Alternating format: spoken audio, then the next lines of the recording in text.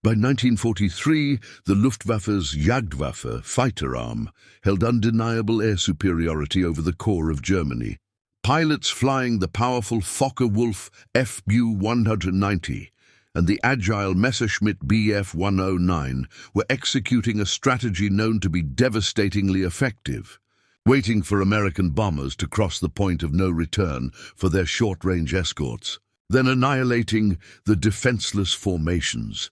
The U.S. daylight bombing campaign was faltering, drowning in the blood of unescorted B-17 and B-24 crews. American engineers were faced with a dilemma that was as much aerodynamic as psychological: how to build a single-engine fighter that possessed the speed and firepower of a dedicated interceptor, yet could fly an unprecedented 1,600-mile round trip from Britain to the deepest targets in Germany. Most Allied engineers believed such a combination was aerodynamically impossible. The solution came from an unlikely source, a man and a design initially dismissed by U.S. military brass. The chief designer at North American Aviation, NAA, was Edgar Schmued, an engineer of Austrian-German descent known for his meticulous, relentless pursuit of aerodynamic efficiency. Schmued, who had arrived in the U.S. before the war, considered the standard fighters of the era, such as the P-40, to be obsolete. The P-51 project began in 1940, not from a U.S. requirement, but from an emergency request by the British Purchasing Commission. The British, desperate for any fighter they could get, asked NAA to license build the P-40. Schmued's team, determined to prove their engineering superiority, countered with a bold claim: they could design a superior fighter in just 120 days. They completed the prototype, the NA-73X, in a staggering 102 days. The initial P-51 airframe was a work of pure genius, utilizing three key, radical engineering innovations to achieve unprecedented efficiency. The laminar flow wing. This was the most critical innovation. Developed through research by the National Advisory Committee for Aeronautics, NACA, the laminar flow wing maintained its maximum thickness much further back than traditional designs. This dramatically reduced air turbulence drag, making the P-51 exceptionally slippery and fast, especially at high speeds, a characteristic crucial for long-range flight. The Meredith Effect radiator. Schmued housed the liquid-cooled engine's radiator in a distinctive scoop beneath the fuselage.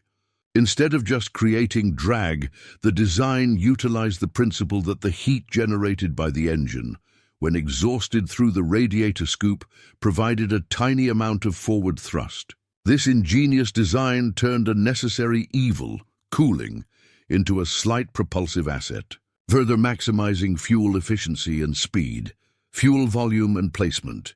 Schmued's design maximized internal fuel storage, allowing the Mustang to carry more gas within its wings than any contemporary fighter, drastically increasing its base range even before external drop tanks were added. However, the American-made Allison V1710 engine, initially installed in the P-51, could not take advantage of this masterpiece of aerodynamics. The Allison engine lacked the critical high-altitude supercharging needed to perform effectively above 15,000 feet, exactly where the B-17 bombers flew. The early Mustangs were relegated to low-altitude roles, and the Luftwaffe pilots initially dismissed the plane as a low-flying nuisance, unable to challenge their high-altitude dominance. The P-51's transformation was an act of transatlantic engineering collaboration. In the autumn of 1942, engineers at Rolls-Royce in Britain, impressed by the latent potential of the Mustang's airframe, decided to experiment. They ripped out the low-performing Allison engine and shoehorned in their own legendary Rolls-Royce Merlin V1650 engine, famous for its two-stage, two-speed supercharger. The moment the Merlin-powered prototype, the XP-51B, took to the air, the true potential of Schmued's original design was unleashed. The supercharger pushed the laminar flow wing to its intended operational altitude, where its low-drag design made it incredibly fast. The combination was pure alchemy. The efficiency of the American design met the brute high-altitude power of the British engine. This engineering feat, soon replicated by the Packard Motor Car Company in the US under license, was a direct and final answer to the German Jagdwaffe. The P-51 Mustang, once mocked and sidelined, was now the only single-engine fighter in the world capable of escorting American bombers all the way to Berlin and home again. The technological foundation of German air supremacy was about to crumble under the relentless, extended reach of American engineering.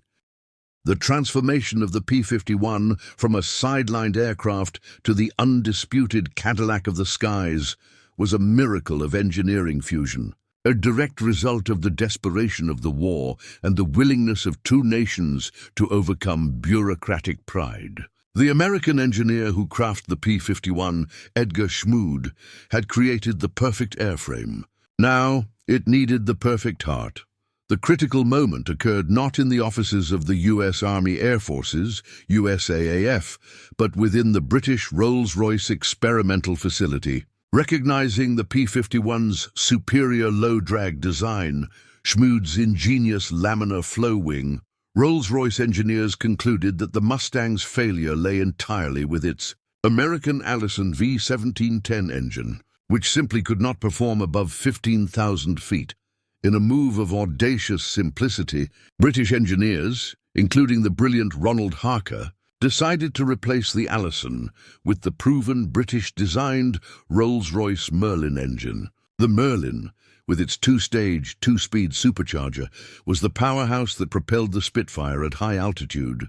This decision was pivotal because it bypassed the cumbersome U.S. military supply and approval chains. Driven purely by the existential need for a long-range fighter, the physical challenge of integrating the Merlin into the P-51's narrow fuselage was significant. The liquid-cooled engine required complex plumbing for coolant and oil, all while maintaining the aircraft's precise weight distribution and aerodynamic smoothness. The British quickly solved the integration issues, and the U.S. partner, the Packard Motor Car Company, took over mass production of the Merlin under license renamed the V1650. The collaboration was unprecedented. The most aerodynamically advanced American airframe now utilized a British-designed, American-built engine. The Merlin-powered P-51B prototype flew in late 1942, and the results were stunning. The combination of the Merlin's power and the Mustang's slippery laminar flow wing achieved a speed and altitude performance that matched the best German interceptors, but the true genius lay in its range and efficiency.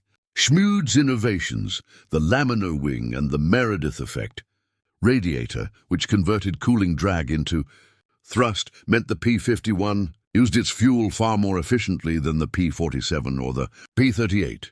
When equipped with massive external drop tanks, the Mustang's range extended to over 1,600 miles. This was the strategic calculation that ended the Luftwaffe's reign. German pilots flying the Bf-109 and Fw-190 were faster for a short sprint, but were designed as short-range interceptors. They were dependent on ground controllers and limited fuel capacity. They enjoyed a sanctuary deep inside Germany, where they could attack the bombers and return home unmolested. The Mustang eliminated that sanctuary entirely. The first deep penetration missions by the P-51B Mustang in late 1943 had a seismic impact on the German war effort. Prior to the Mustang, the German fighter pilots knew that once the P-47s turned back, they had hours to operate with impunity. Now suddenly, they didn't. Luftwaffe pilots were stunned. They encountered the Mustangs at their operational ceilings, over 30,000 feet, and found them to be fast, maneuverable, and worst of all, refusing to turn home. The German pilots initially believed the appearance of these fighters, deep over targets like Stuttgart and Schweinfurt, was an illusion or a desperate one-time measure. They couldn't conceive that the sleek, fast fighter was the British hand-me-down they had dismissed, or that it possessed the endurance to see them all the way home to England. The psychological impact was instantaneous. The bomber crews, who had watched their little friends turn back with dread, now had constant protective cover. As one B-17 pilot famously said, "When the Mustangs showed up, it was like the cavalry arrived." For the German pilots, it was the sound of the executioner's bell. Their years of supremacy built on a fatal logistical gap were over. The arrival of the Merlin-powered P-51 Mustangs on the European air stage was the strategic climax of the air war. The Luftwaffe was faced with a chilling new reality. Their operational sanctuary, the massive swathe of sky over Germany where they could operate without consequence, was gone. The final brutal campaign to destroy the German Air Force was about to begin. And the Mustang was the primary executioner. The U.S. Army Air Force's USAF, finally possessing the necessary range, launched Operation Argument in late February 1944.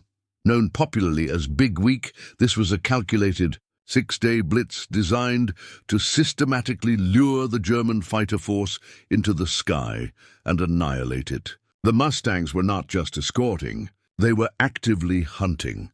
The psychological warfare began immediately. On missions deep into Germany, the American fighter pilots, now confident in the P-51's speed and endurance, were given a revolutionary order: don't stay with the bombers. Once the bombers were safely over the target, the Mustangs were free to break formation and chase the fleeing German fighters back to their airfields. This was a radical change. The escort had become the hunter. The German pilots, initially shocked to find the Mustangs over targets like Brunswick, Leipzig, and Regensburg, were doubly demoralized when the American fighters began pursuing them relentlessly, refusing to disengage. The Mustang's laminar flow wing, optimized for speed, meant that in a high-speed chase or dive, the P-51 could easily keep pace with, or often outrun, the German FW-190 and Bf-109. The German pilots could no longer simply disengage and descend. They were forced to fight, knowing they had an enemy on their tail who was just as fast and who had a full tank of fuel.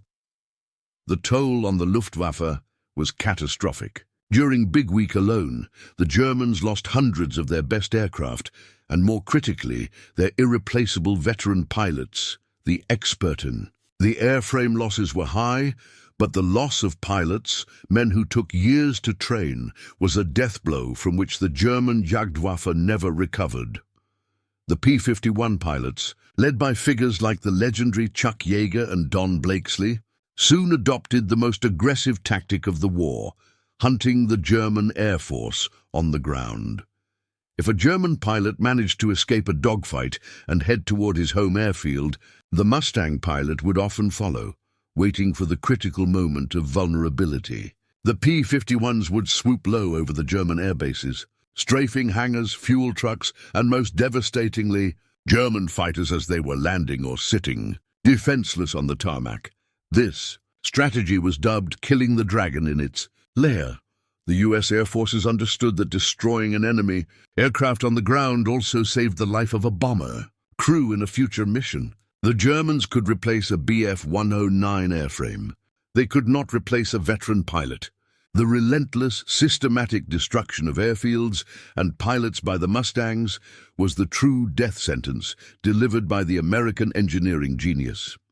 The psychological impact on the German pilots was immense. Their world, once one of strategic superiority and aerial sanctuary, was reduced to a cage. They had to fight an enemy that was everywhere and never went home. As captured German ace Adolf Galland later conceded, the arrival of the Mustang was the true turning point. When I saw the Mustangs over Berlin, I knew the war was lost. The P-51 had achieved what the early Allied planners deemed impossible. It solved the range problem, it established air superiority, and it systematically dismantled the German fighter arm. The sleek, efficient machine designed by Edgar Schmued and perfected by the Merlin engine was now a beautiful, terrifying instrument of Allied victory, clearing the skies for the massive bombing runs that would pave the way for the Normandy invasion and the final defeat of Nazi Germany. The engineer had indeed crafted the Luftwaffe's death sentence. The strategic victory achieved by the P-51 Mustang in early 1944 was not merely tactical, it was absolute. By systematically eliminating the Luftwaffe over its own territory, the Mustangs granted the Allied strategic bombing campaign, Operation Argument, and the subsequent raids, the final decisive freedom to operate. This victory secured the skies for the largest military operation in history, the D-Day invasion. The Mustang had successfully fulfilled the desperate need for range. But the design team at North American Aviation, NAA, driven by the vision of Edgar Schmued, never stopped innovating. They aimed to transform the P-51 into the perfect weapon. The result was the legendary P-51D, the variant most widely remembered by history and the one that cemented the Mustang's legacy as the Cadillac of the skies.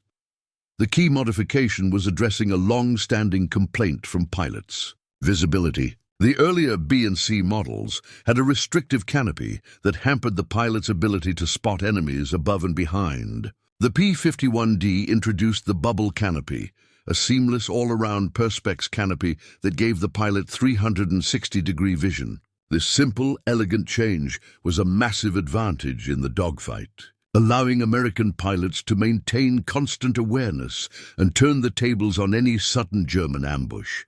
Furthermore, the P-51D increased its firepower from 4 to 6 50-caliber Browning machine guns, giving the fighter an unparalleled burst mass. These 6 guns, firing the reliable 50-caliber rounds, provided the perfect blend of accuracy, range, and lethality needed to destroy the sturdy German fighters and later the powerful jet aircraft. This enhanced firepower, coupled with the P-51's superior speed and high-altitude maneuverability, made the Mustang the ultimate expression of single-engine fighter design. As the invasion of France loomed, the Mustangs were given their final, critical assignment: achieve total air superiority over the invasion zone and cripple German logistics before the first troop landed. The German Air Force was no longer capable of mounting major aerial attacks against the bomber streams. They were now forced to commit their remaining resources to a futile defense of airfields and supply points. Mustang pilots flew thousands of devastating low-level attack missions, strafing everything that moved on roads and rail lines. They destroyed locomotives, fuel depots, supply convoys, and communication centers. The goal was to render the German army blind, deaf, and immobile when the invasion began. The strategic success was profound. When the Allied forces landed on June 6, 1944, the Luftwaffe was conspicuous by its almost complete absence over the beaches. The skies belonged to the Allies, a victory achieved almost entirely by the enduring presence and fighting spirit of the P-51 and its pilots. Even as the war neared its end, German technological desperation introduced new, terrifying threats: the Messerschmitt Mi-262 jet fighter and the V-1 flying bomb, the buzz bomb. The Mustang was instantly adapted to meet these challenges. Against the Mi-262, the P-51 could not match the German jet's speed. However, P-51 pilots quickly developed specialized tactics, such as hunting the jets during their vulnerable takeoff and landing phases, or using their own superior maneuverability and high-altitude dive speed to maintain contact. The P-51, flown by the aggressive USAF aces, systematically suppressed the jet threat, preventing the Mi-262 from achieving strategic significance.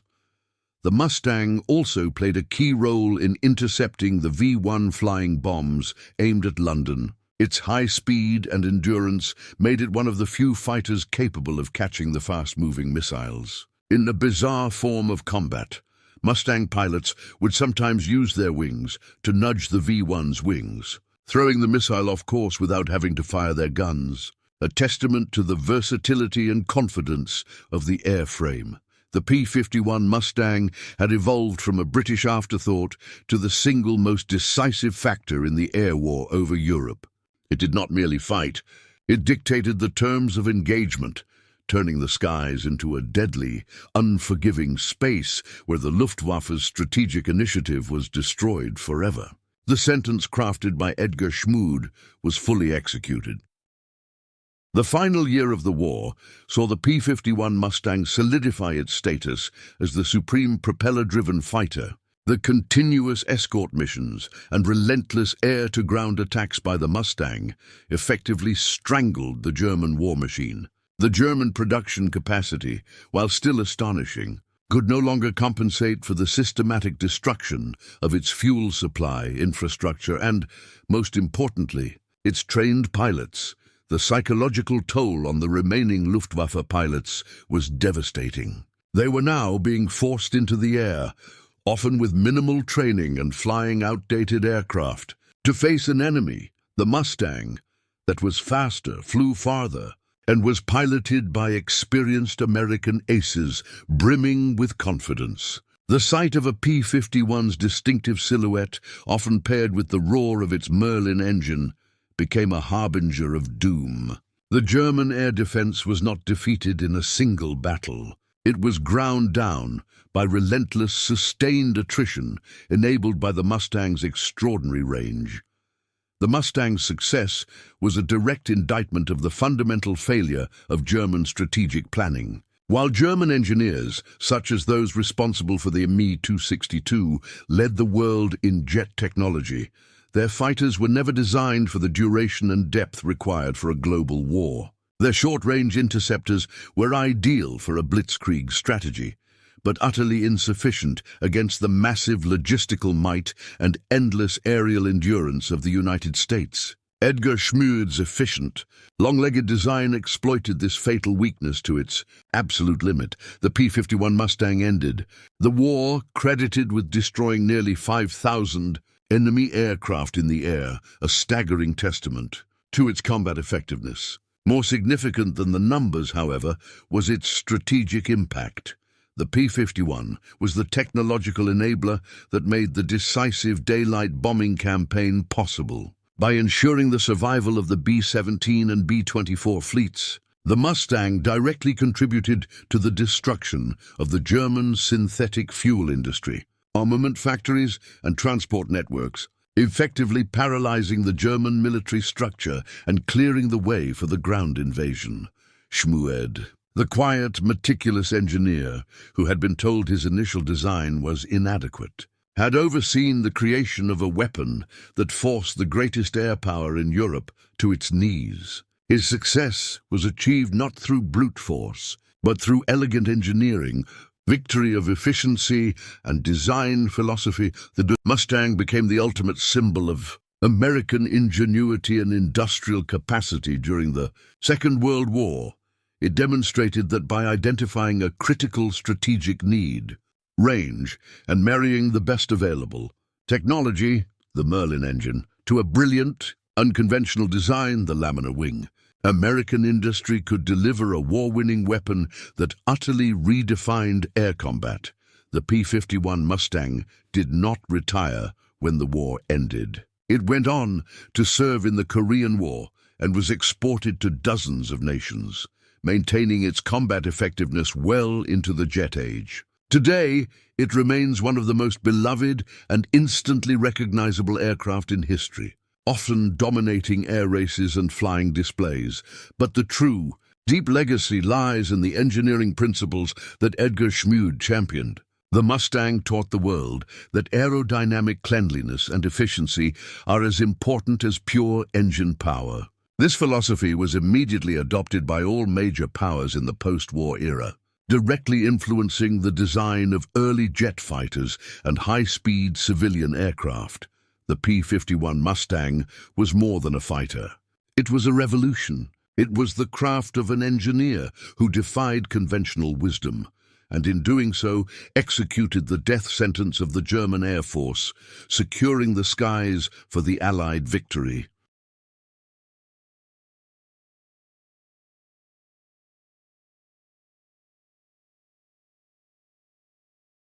The definitive defeat of the Luftwaffe by the P-51 Mustang provided the Allied powers with not just victory, but a priceless technical education. The Mustang was not only the pinnacle of piston engine design, it was a transitionary aircraft whose innovations would directly shape the subsequent jet age. The sentence executed on the German Air Force by Edgar Schmued's design became the blueprint for future American air power.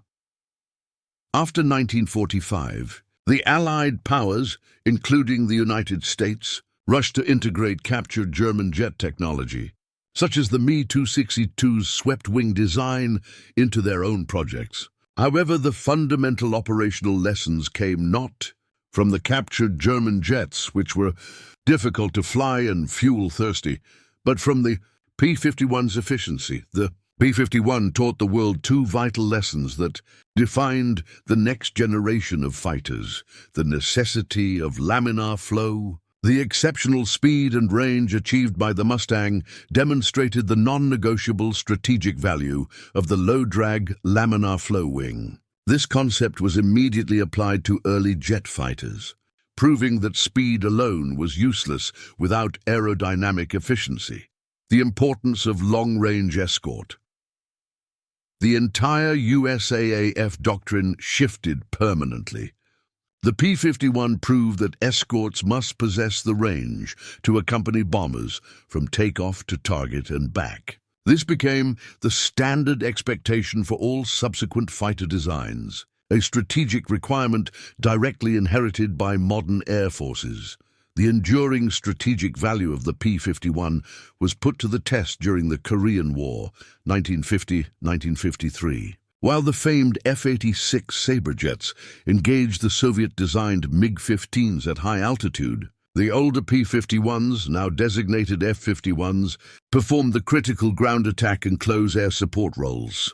Their robust airframe, exceptional visibility, and 650 caliber machine guns made them ideal for strafing enemy ground targets and supporting U.S. infantry. The P-51's participation in Korea was a final, gritty chapter that highlighted its versatility. It was a testament to the fundamental soundness of Schmued's original structure that the aircraft could successfully transition from being the dominant high-altitude escort of World War II to a formidable ground attack platform in the age of jet warfare. Edgar Schmued, the Austrian-born engineer who created the Mustang, maintained his humble, focused career long after the war. His name may not be as instantly recognizable as that of a general or a high-scoring ace, but his technical achievement was arguably the most decisive factor in the air war's outcome. The P-51 Mustang was the ultimate strategic weapon of attrition, draining the Luftwaffe of its most precious resource, its pilots, by denying them sanctuary.